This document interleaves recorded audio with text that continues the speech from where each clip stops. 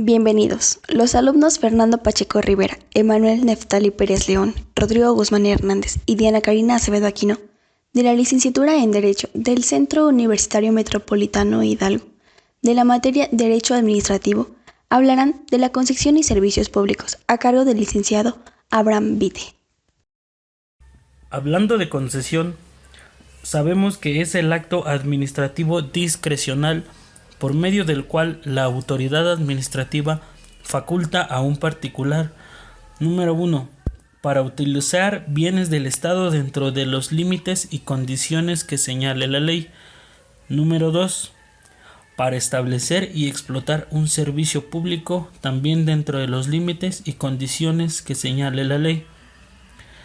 También puede entenderse por concesión el documento formal que contiene el acto administrativo en el que se otorga la concesión. Naturaleza jurídica de la concesión. Hay cierta imprecisión para fijar su naturaleza jurídica. Hay quienes afirman que se trata de contratos, y un sector importante de la doctrina estima que se trata de un acto mixto que tiene una parte de contrato, una parte de acto administrativo y una parte de acto reglamentario. A esta opinión se adhieren los tratadistas mexicanos doctores Andrés Serras Rojas y Gabino Fraga.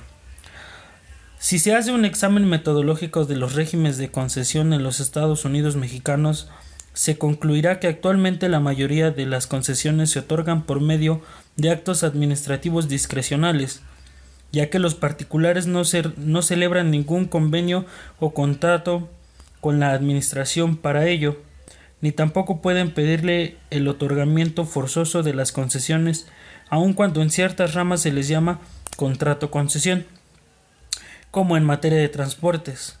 En nuestra opinión, impropiamente existen con poca frecuencia algunos contratos-concesiones en la experiencia actual administrativa, como son los relativos a la utilización de la zona costera en ciertos puertos de la República, y que son los que celebra la Secretaría del Patrimonio Nacional con los concesionarios, pero en nuestra opinión eso viene a constituir la excepción que confirma la regla.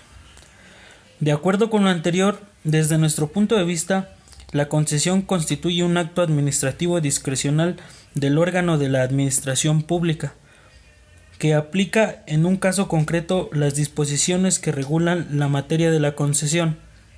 El régimen jurídico que regula la concesión y las relaciones entre la administración y el concesionario es de derecho público y está constituido por el conjunto de normas establecidas en las leyes, los reglamentos, decretos, circulares y acuerdos que fijan precisamente el régimen al que están sometidos la concesión, el concesionario y así como su actividad. Los servicios públicos son el conjunto de bienes y actividades, por lo general de tipo esencial o básico, que a través de la administración directa, de subsidios o de otros mecanismos regulatorios, un Estado le garantiza a su población el fin de brindar un mejor nivel de vida y proteger la igualdad. Entonces, entendemos como concesión al acto administrativo por el cual el Estado otorga a personas jurídicas nacionales o extranjeras la ejecución o explotación de determinadas obras públicas, de infraestructura o presentación de determinados servicios públicos, por un plazo establecido. La concesión administrativa es una táctica habitual empleada por momentos de crisis. Las administraciones públicas ceden los derechos naturales de explotar productos determinados o bien servicios para recaudar dinero.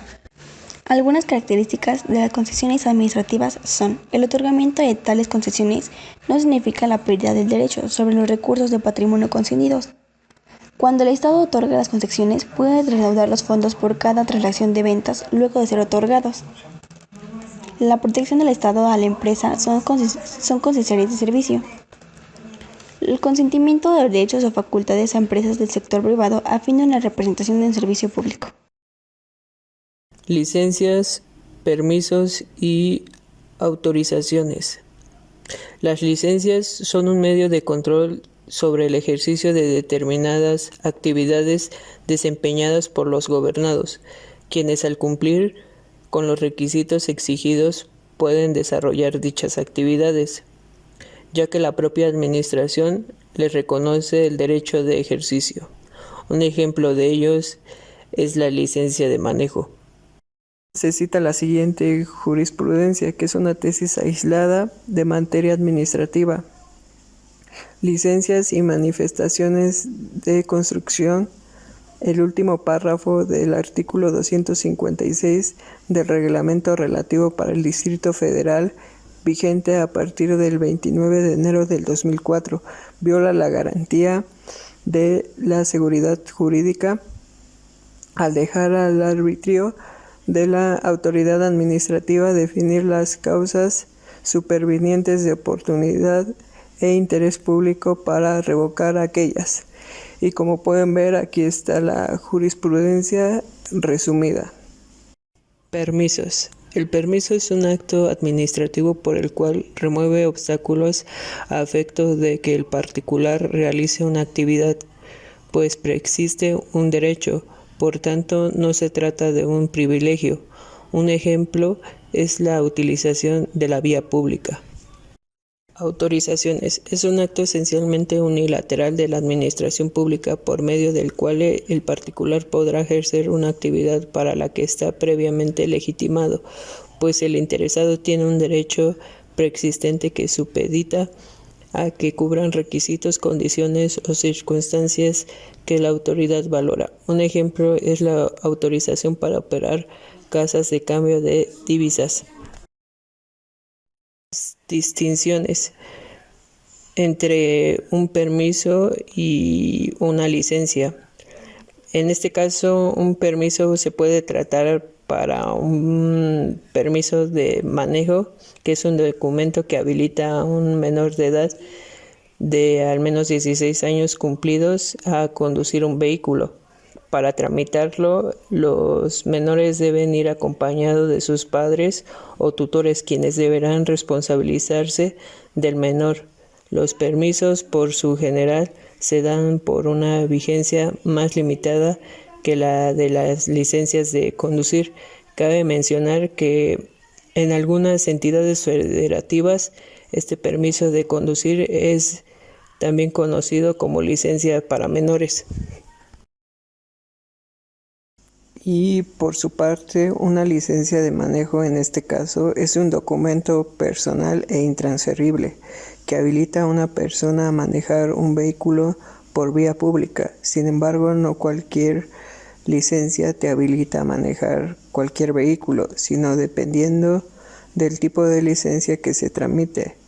Es el tipo de vehículo que se puede conducir, ya sea público, particular, motocicletas, etc.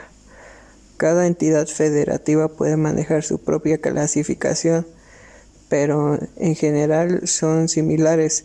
Las licencias de tipo A son para conductores de transportes públicos, ya sea taxistas o los choferes de autobuses o los carros particulares.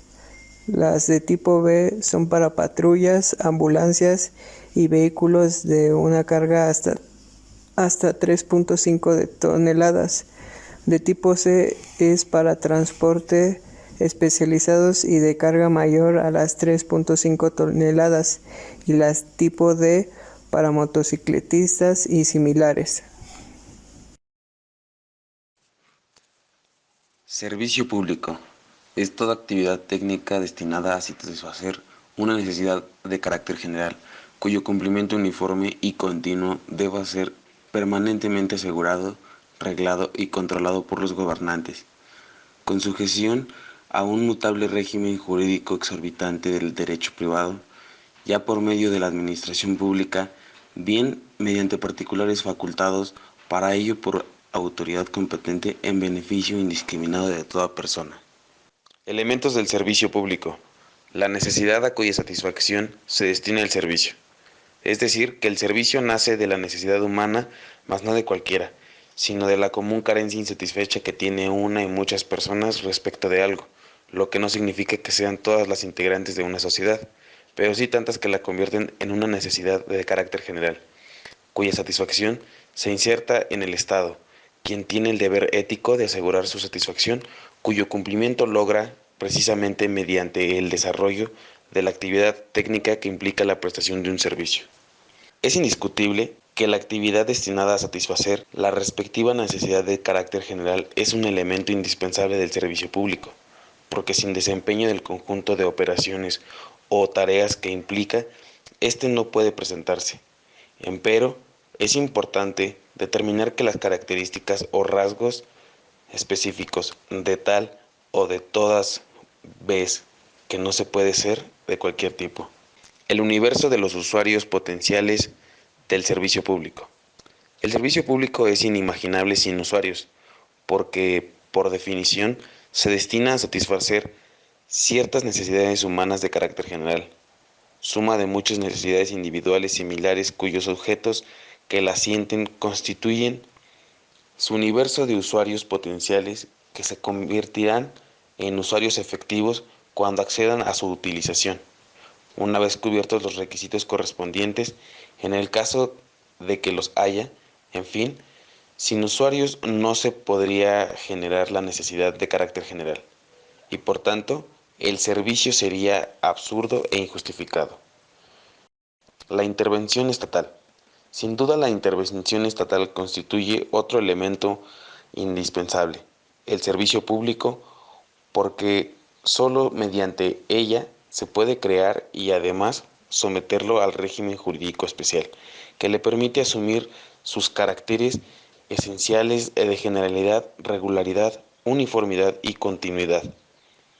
Entre otras formas de intervención estatal, está realizada a través del régimen jurídico exorbitante del derecho privado, el sujeto que desarrolla la actividad satisfaciente. No puede operar un servicio público sin un sujeto cuyo cargo esté su presentación, quien por tal razón viene a ser prestador de un servicio, sin cuya actuación el servicio no puede funcionar, por lo cual el sujeto a cuyo cargo está dicha prestación también viene a ser uno de los elementos indispensables, por ser imposible una actividad sin sujeto que desarrolle. Importa aclarar que el sujeto a cuyo cargo queda la prestación del servicio público puede ser de derecho público o de derecho privado. Es de derecho público cuando el servicio está a cargo de la propia administración pública. El sujeto de prestador público será de derecho privado cuando se trate de servicio público propiamente dicho que opere bajo el régimen de concesión, así cuando se trate de los servicios públicos impropios. Por último, los recursos necesarios para la prestación del servicio. Tampoco es posible la prestación de un servicio público sin destinar para ello los recursos mínimos requeridos para tal efecto. El servicio público requiere de materiales, bienes muebles e inmuebles, maquinaria, herramienta, mobiliario y equipo indispensable y recursos financieros cuya obviedad no requiere comentarios adicionales. Clasificación del servicio público. Se consideran servicios públicos generales, también conocidos federales, aquellos cuya prestación, regulación y control está atribuida al gobierno federal del país. En tales casos hablamos de un servicio público general, llamado federal cuando se trata de un régimen de este tipo, como es el caso de México, entre cuyos servicios públicos federales podemos citar, entre otros, el suministro de energía eléctrica, el de correos y el de teléfonos.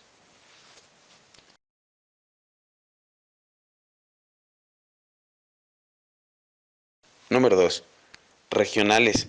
Se clasifican como servicios públicos regionales, los que se atribuyen y quedan bajo control del gobierno del departamento, región, provincia o entidad federativa y no del gobierno federal del país. En México, para distinguirlos de los federales, se denominan servicios públicos estatales, entre los cuales se puede mencionar al servicio público de taxis. Municipales, lógicamente. Los servicios públicos municipales son atribuidos a la administración pública municipal. El servicio público, tenido en la fracción 3 del artículo 115 constitucional, el municipio atiende los servicios como agua potable, drenaje, alcantarillado y tratamiento de aguas residuales, alumbrado público, limpia y recolección de basura y traslado y disposición de residuos, mercados y centrales de abasto, panteones, rastro, además incluye calles, parques, jardines, que en rigor no son servicios públicos, sino obras públicas.